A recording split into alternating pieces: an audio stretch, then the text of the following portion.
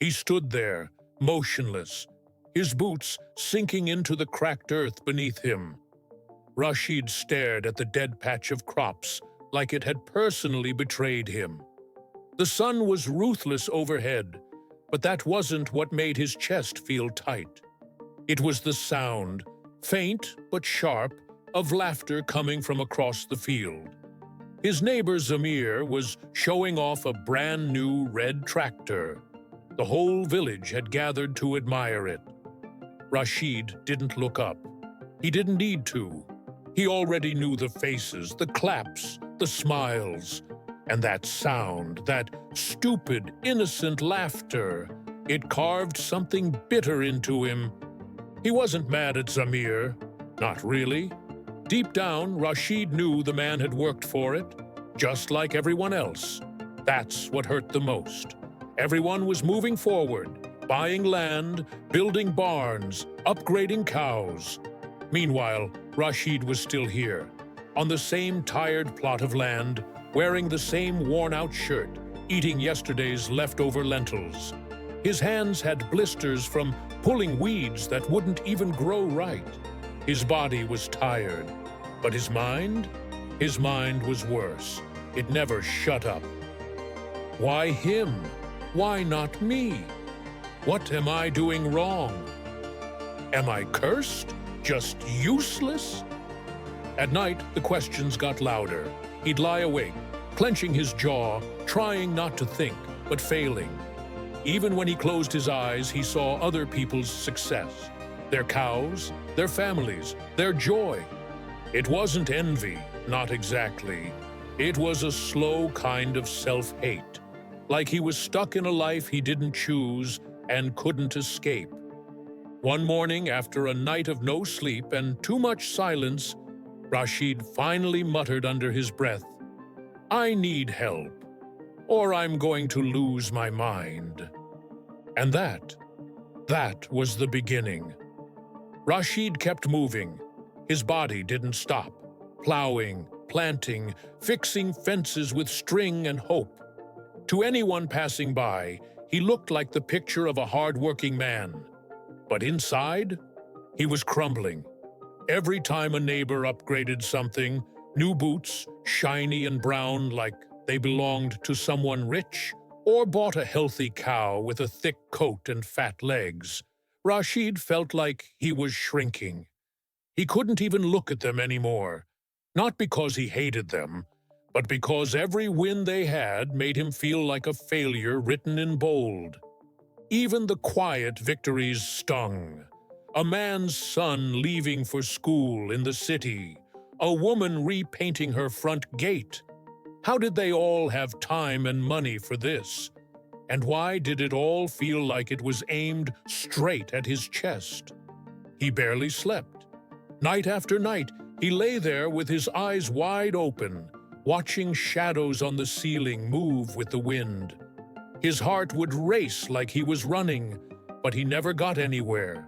Just thoughts, loud, relentless thoughts, chewing through his peace. Then came the worst night. He came home to find his only goat had broken its tether and chewed through a piece of his tool shed. That was it. That was the moment. Rashid snapped. In a blind rage, he grabbed the rope, tied it around the goat's neck, and marched toward the road. He was going to sell it. He didn't care what he got. 10 rupees, a slap, anything. But halfway down the path, the moonlight hit his face just right. He stopped, looked at the rope, at the goat, then at the sky. He dropped the rope. Barefoot and angry, he turned around and walked through the quiet village streets until he found himself standing in front of the small, crooked home of Sheikh Ibrahim. The next morning, Rashid showed up with eyes heavy from sleepless nights and a heart that felt heavier. Sheikh Ibrahim was already waiting beneath the old fig tree beside the orchard. No greetings, no small talk, just a nod. In his wrinkled hands, the old man held a metal bowl filled to the brim with water. "Take this," he said, "and walk down that path, all the way to the mango tree at the end. Don't spill a single drop." That was it? Rashid looked confused but obeyed. He held the bowl steady, arms tense, steps slow and calculated. Not once did he look up. Not once did he let his mind wander. Every ounce of his focus sat right there in the surface of that still water. When he reached the tree, the bowl was full. Not even a shimmer spilled. Sheikh Ibrahim nodded, satisfied. "Now walk back," he said, "but this time, look around. Enjoy the trees, the sky, the children playing near the well. Let your mind breathe." So Rashid walked again, but now his head tilted toward the birds nesting in the fig tree. He saw a butterfly land on a tomato plant. He smiled at a child waving a stick like a sword. But halfway through, his hands wobbled. A bit of water spilled, then more. By the time he returned, the bowl was barely half full. He looked down, embarrassed. "I don't understand." Sheikh Ibrahim stepped closer and spoke in that slow, quiet tone that cut deeper than shouting ever could. "This is your mind, Rashid. When you keep your eyes on your own work, your water stays full.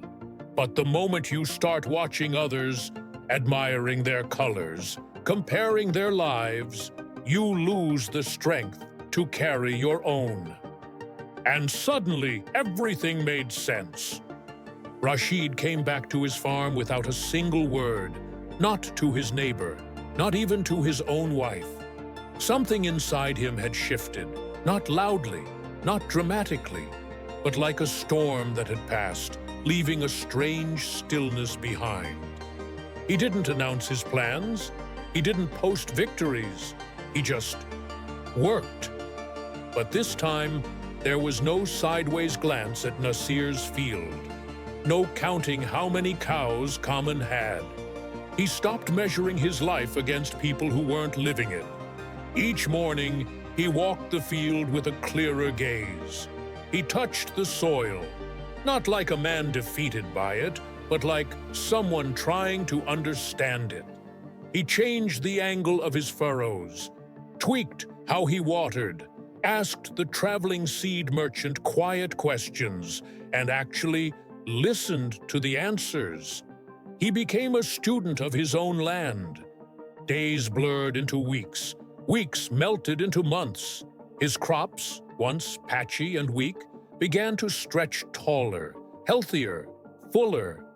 By harvest, his field looked like it belonged to someone else entirely. Word spread. People started pausing near his fence.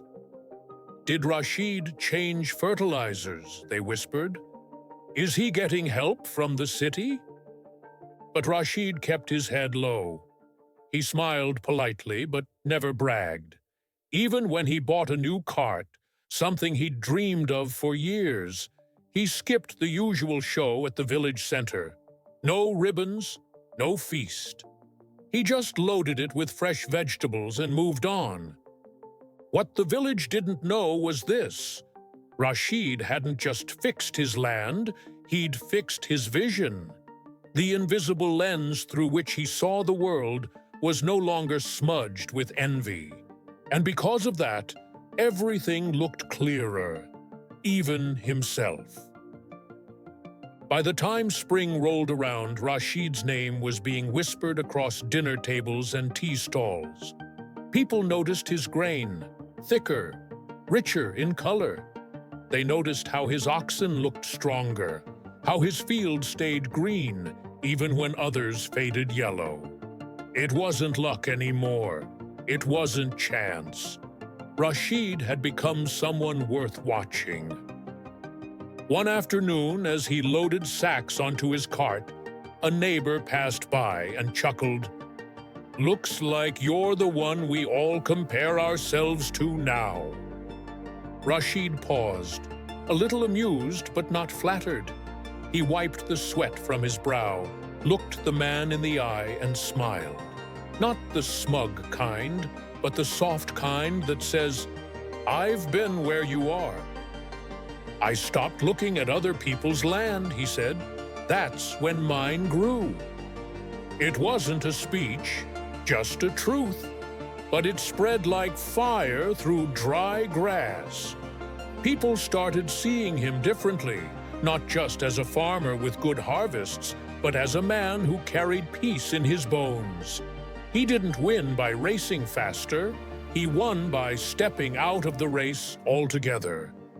The irony stung a little, for those still tangled in jealousy.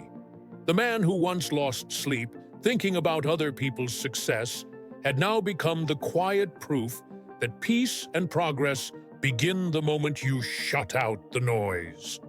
Rashid walked through his field just as the sun began to dip. The air was thick with the scent of earth and grain. Rows of wheat swayed like they were bowing back at him, whispering thanks. He stopped, placed a hand on a stalk, and closed his eyes. No noise, no crowd, no one watching. Just him, the soil beneath him, and the sky above. He whispered a quiet prayer, not for more, not out of need, but just to say thank you, for the lessons, for the silence, for the hard days that taught him how to listen. And then he looked up, not to compare himself, not to wonder what others were doing, but simply to acknowledge something bigger than him. The sky, the rain, the stillness that once used to haunt him now felt like home. You see, we all carry a bowl of water, and we all try to cross the path of life with it full. But the moment we start looking around, peeking at someone else's bowl, measuring our step against their pace, we start to spill, and we don't even notice it until it's half empty. So stop.